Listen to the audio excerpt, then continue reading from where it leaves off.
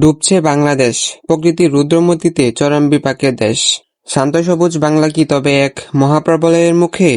যখন চারদিকে পাকা ধানের সোনালি হাতছানি, ঠিক তখনই বাংলার আকাশে ঘনিয়ে এলো ঘোর কৃষ্ণ মেঘের ছায়া। কোনো সাধারণ বৃষ্টি নয়, বরং বঙ্গোপসাগর থেকে ধেয়ে আসা এক শক্তিশালী বৃষ্টিবলয়ের কবলে এখন পুরা বাংলাদেশ।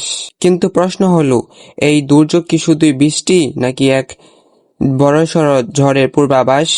দেশের ১৩টি অঞ্চলে ঘণ্টায় ৮০ কিলোমিটার বেগে ধেয়ে আসছে ঝড়।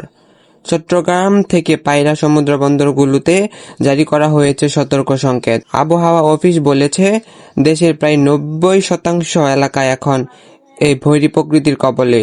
কিন্তু এর চেয়েও বড় বিপদ অপেক্ষা করছে উত্তরের জেলাগুলোতে। সীমান্তের উপারে আসাম আর মেঘালয়ের পাহাড় থেকে নেমে আসছে দানবীয় পাহাড়ি ঢল। সেই ঢলে পানিতে ফুলে ফেঁপে উঠেছে সুরমা, কুশিয়ারা সহ উত্তরের সব নদ নদী। বিশেষ করে সিলেট ও ময়মনসিংহ বিভাগের নিম্ন অঞ্চল কি তবে আবারও তলিয়ে যাবে পানির নিচে? আবহাওয়া অঞ্চলের কৃষকদের চোখ এখন কেবলই সোনালী ফসলের হারানোর হাহাকার। শুধু বন্যা নয়, এই দুর্যোগের সাথে মরণঘাতী হিসেবে দেখা দিয়েছে বজ্রপাত। মাঠে কাজ করতে গিয়ে একের পর এক প্রাণ হারাচ্ছে খেটে খাওয়া মানুষ। একদিকে ফসলের মায়া, অন্যদিকে জীবনের ঝুঁকি। এই চরম দোটানায় দিন কাটছে বাংলাদেশের হাজারো কৃষকের। প্রকৃতি কি তবে সত্যিই আমাদের ধৈর্যের পরীক্ষা নিচ্ছে?